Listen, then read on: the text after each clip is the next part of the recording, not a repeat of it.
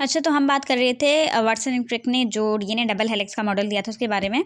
तो उसमें उन्होंने कुछ बातें बताई थी। अच्छा, पहले तो ये देखते हैं हम लोग कि वाटसन और क्रिक ने जो है बी डीएनए का जो वो देखा था स्ट्रक्चर, ठीक है, वो ये वाला था। अब समझे हम लोग खुद को इमेजिन करेंगे कि हम भाई वाटसन एंड क्रिक हैं, तो हम ये स्ट्रक्चर देख रहे हैं। अब इस स्ट्रक्चर में जो जो बातें हमें पता लगेंगी वही वाटसन और क्रिक को पता लगी होंगी। तो अब हमें इसमें क्या क्या दिख रहा है स्ट्रक्चर के अंदर। देखें, सबसे पहले ये जो है ये 2 स्ट्रैंडेड डबल स्ट्रैंडेड है, ठीक है, 2 स्ट्रैंड्स हैं पॉली डीऑक्सीराइबोन्यूक्लियोटाइड्स की। तो ये पहली बात हमें पता लगी। फिर हमें पता लगा कि ये पहली स्ट्रैंड जो है वो 5 to 3 डायरेक्शन के अंदर है और दूसरी 3 to 5 डायरेक्शन में। इसका मतलब कि ये एंटी पैरेलल है एक दूसरे के। ये बात हमें पता लगी। फिर उसके बाद जो है बात हमें पता लग रही है, वो क्या पता लग रही है यहाँ पे देखने में, वो हमें ये पता लग रही है कि ये देखें, ये टर्न इस तरीके से पूरा घूम रहा है, फिर यहाँ से हो रहा है। तो एक टर्न ये यहाँ से लेके जो ये मार्क हुआ हुआ है ना, यहाँ तक ये एक टर्न हो रहा है पूरा का पूरा, ठीक है। अब इस एक टर्न की यहाँ पे हमें जो है लेंथ बताई हुई है वो है 3.4 नैनोमीटर, या हम लोग जो है 34 एंगस्ट्रॉम भी कह सकते हैं इसे। 34 एंगस्ट्रॉम क्यों कहा हमने, क्योंकि जो 1 नैनोमीटर होता है ना, बराबर होता है 10 एंगस्ट्रॉम के, ठीक है। तो 10 एंगस्ट्रॉम के बराबर होता है। तो 3, अब मैं सारी लेंथ्स आपको एंगस्ट्रॉम में बताऊंगी क्योंकि उसमें ज़्यादा इजीली समझ आता है। तो एक टर्न जो है उसकी लेंथ हमें यहाँ पे मिल रही है 34 एंगस्ट्रॉम, ठीक है। फिर हमने जब इसको काउंट किया यहाँ पे एक टर्न के अंदर, तो हमें जो है ना इसमें 10 जो है मिल गए क्या, न्यूक्लियोटाइड। तो हमें इसके अंदर एक टर्न के अंदर 10 न्यूक्लियोटाइड मिल रहे हैं, तो ये भी एक जो है इसकी स्पेसिफिकेशन हो गई। फिर 10 न्यूक्लियोटाइड मिल रहे हैं एक टर्न के अंदर और उसकी लेंथ 34 एंगस्ट्रॉम है। तो हमने कहा कि भाई फिर 2 न्यूक्लियोटाइड के बीच में कितना डिस्टेंस होता है। तो उस डिस्टेंस को फाइंड करने के लिए हमने क्या किया कि टोटल जो लेंथ थी उसको हमने 10 से डिवाइड कर दिया। जब हमने 34 को डिवाइड किया 10 से, तो हमें 3.4 एंगस्ट्रॉम जो है मिल गया, यानी कि 2 के बीच में, यानी ये एक है और ये दूसरा, इन दोनों के बीच में जब हमने लेंथ निकाली तो हमें मिल गई कि 3.4 एंगस्ट्रॉम, ठीक है। और नैनोमीटर में फिर अलग हिसाब किताब लिखा हुआ है, अब वो आप इस हिसाब से देख लीजिएगा। तो ये हो गया। फिर उसके बाद हमने एक चीज़ ये देख ली कि दोनों स्ट्रैंड्स के बीच के अंदर जो हमें डिस्टेंस मिल रहा है, तो वो कितना मिल रहा है, तो वो हमें मिल रहा है 2.0 नैनोमीटर, मतलब 2 नैनोमीटर का मिल रहा है। जैसे हम एंगस्ट्रॉम में करेंगे तो 20 एंगस्ट्रॉम हो जाएगा। अच्छा, ये बात हो गई। फिर उसके बाद हमने क्या देखा, इसके अंदर हमें ग्रूव्स दिख रहे हैं। एक ग्रूव ये छोटा आ रहा है और एक देखिए ये बड़ा वाला आ रहा है, ठीक है। ये यहाँ से देखिए इतना बड़ा सा आ रहा है, यहाँ तक आ रहा है, और ये छोटा सा आ रहा है। तो ये ग्रूव जो है ये दिख गए, तो हमने इनको नाम दे दिया। एक को माइनर ग्रूव दे दिया जो छोटा था, और जो बड़ा था उससे हमने नाम दे दिया मेजर ग्रूव का। फिर उसके बाद हमें और क्या चीज़ दिखी, इसमें हर चीज़ देख ली हमने तकरीबन। अच्छा, उसके बाद हमें जो है ना यहाँ पे बेस सीक्वेंसेस दिखी। एक सेकेंड। अच्छा, यहाँ पे आप देखें कि हमें यहाँ पे क्या मिला। हाँ, यहाँ पे ना हमें देखें बेस सीक्वेंसेस मिली है। एक तरफ एडेनिन है, दूसरी तरफ थाइमीन है, फिर यहाँ पे ग्वानिन है, यहाँ पे साइटोसिन है। तो अब यहाँ पे दिख रहा है कि एडेनिन के सामने थाइमीन आ रहा है, ग्वानिन के सामने साइटोसिन आ रहा है, फिर नीचे फिर थाइमीन आ गया और फिर एडेनिन आया। मतलब ना हमें ये मिरर इमेजेस, मतलब क्या कहेंगे इसे हम लोग कि ये रिवर्स डायरेक्शन के अंदर दो हैं जो है ना हमें ये दिख रहे हैं। तो हम इसे ये कहेंगे कि ये दोनों एक दूसरे के आइडेंटिकल नहीं है, बल्कि एक दूसरे के कॉम्प्लीमेंट्री हैं। कॉम्प्लीमेंट्री का मतलब क्या होता है कि फॉर एग्जाम्पल ये देखें, ये जो है ना अगर मेरे पास एक हुक है, तो अगर मैं इसके सामने इस जैसा ही एक हुक रख दूंगी ना, तो उसे मैं कहूँगी कि ये हुआ आइडेंटिकल। लेकिन अगर मैं इसके सामने, इस हुक के सामने अगर मैं रखूँगी जो है इसको पूरा करने वाला, मुकम्मल करने वाला पार्ट, जो कि पार्ट होगा ये वाला, तो इससे मैं कहूँगी कि ये एक दूसरे कॉम्प्लीमेंट्री हैं। तो ये जो होंगे ना ये एक दूसरे कॉम्प्लीमेंट्री हैं, आइडेंटिकल नहीं है। ये बात पता लगी। फिर उसके बाद पता लगी, हमने यहाँ पे देखा कि एडेनिन के आगे थाइमीन है, ग्वानिन के साथ साइटोसिन है। तो एडेनिन और थाइमीन के बीच में है क्या, डबल बॉन्ड्स हैं, और ग्वानिन और साइटोसिन के बीच में है ट्रिपल बॉन्ड। और उसके साथ साथ हमें एक बात और दिखी कि प्यूरिन के साथ पायरिमिडीन है। देखें, प्यूरिन के साथ पायरिमिडीन है, मतलब प्यूरिन आपस में नहीं है और पायरिमिडीन आपस में नहीं है।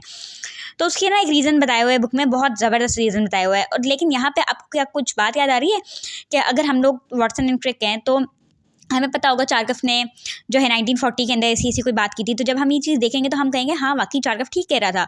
तो यहाँ पर जो है ना चारकफ रूल जो है वो बिल्कुल करेक्ट साबित होता है कि जो है प्यूरिन हमेशा पायरिमिडीन के साथ होगा, और जो है ना एडेनिन जितने होंगे उतने ही थाइमीन होंगे, जितने ग्वानिन होंगे उतने ही साइटोसिन होंगे, ठीक हो गया।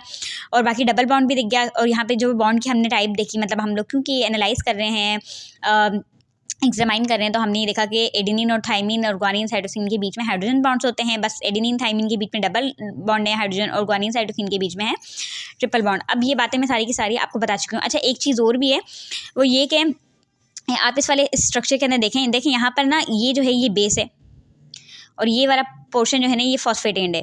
तो फॉस्फेट एंड जो होता है ना वो होता है हाइड्रोफिलिक, मतलब वाटर लविंग होता है, और जो बेस एंड होता है ना वो होता है हाइड्रोफोबिक। तो इसलिए इसकी अरेंजमेंट इस तरीके से हुई होती है कि बेसिस अंदर की साइड पे होते हैं और पेरिफेरी के अंदर ना जो हाइड्रोफिलिक एंड होता है ना वो होता है, ताकि अगर वाटर के साथ जो है DNA सेल में 90% तक वाटर होता है, 70 to 90%, तो इनकाउंटर जो है वो ईजी हो जाए, ठीक है। तो बीच में, और रूल भी यही होता है कि हाइड्रोफोबिक जो पार्ट होता है ना वो हमेशा बीच में होता है, ठीक है, और उसके अलावा जो हाइड्रोफिलिक एंड होता है ना वो हमेशा होता है साइड में। चलें, अब ये बातें सारी हमने देख ली। पीछे 2 पॉइंट लिखे हुए थे, एंटी पैरेलल वाले और पॉली डीऑक्सीराइबोन्यूक्लियोटाइड की डबल हेलिक्स है, ये 2 पॉइंट। फिर विड्थ बताई हुई है, ये हमने देख लिया कि भाई 20 एंगस्ट्रॉम है। फिर हमने ईच टर्न का देख लिया कि हेलिक्स के अंदर 34 एंगस्ट्रॉम जो है लेंथ होती है, 10 बेस पेयर न्यूक्लियोटाइड्स होते हैं, और एक के बीच में, 2 के बीच में जो डिस्टेंस होता है वो होता है 3.4 एंगस्ट्रॉम।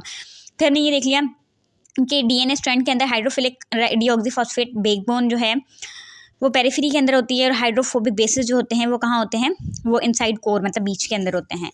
फिर उसके बाद हमने क्या बात देख ली, उसके बाद हमने बात देखी कि 2 पॉलीन्यूक्लियोटाइड चेन जो होती हैं वो कॉम्प्लीमेंट्री होती हैं एक दूसरे के, और उसके अलावा इनमें हाइड्रोजन बॉन्ड्स होते हैं। एडेनिन थाइमिन के साथ पेयर करता है, 2 हाइड्रोजन बॉन्ड होते हैं बीच में। ग्वानिन साइटोसिन के साथ पेयर करता है, और 3 हाइड्रोजन बॉन्ड होते हैं बीच में, ठीक हो गया। फिर उसके बाद बताया हुआ है कि 50% जो देखें ट्रिपल बॉन्ड होगा तो डबल बॉन्ड से ज़्यादा स्ट्रॉन्ग होगा ना, तो ये बताया हुआ है कि 50% ग्वानिन साइटोसिन की बॉन्डिंग जो होती है वो एडेनिन थाइमिन से ज़्यादा स्ट्रॉन्गर होती है। फिर बताया हुआ है कि हाइड्रोजन बॉन्ड जो होते हैं वो प्यूरिन का पायरिमिडीन के साथ ही बनेगा। तो अब ऐसा क्यों होता है कि देखें, पायरिमिडीन डबल रिंग्ड स्ट्रक्चर होता है और प्यूरिन सिंगल रिंग्ड स्ट्रक्चर होता है। तो इसमें बताया हुआ है कि अगर पायरिमिडीन आपस में बाइंड करेंगे ना, अगर 2 पायरिमिडीन होंगे तो,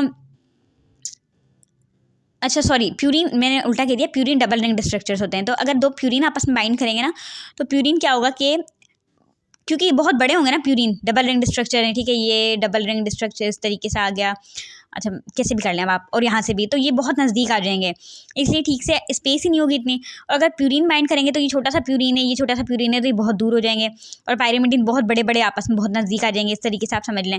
तो इसलिए बताया हुआ है कि प्यूरिन और पायरिमिडीन जो हैं वही आपस में एक दूसरे के वो होते हैं, जो है ना कॉम्प्लीमेंट्री हो जाते हैं। फिर उसके बाद बताया हुआ है कि चार्गस रूल जो है उसने भी जो कॉम्प्लीमेंट्री बेस पेयरिंग जो थी ना DNA हेलिक्स की, उसकी वजह से जो है हमें चार्गस रूल जो है उसकी कंफर्मेशन मिल गई। और उसके अलावा वही बात कि एडेनिन थाइमिन के बराबर है, ग्वानिन साइटोसिन के बराबर है, और जेनेटिक इन्फॉर्मेशन वगैरह जो है।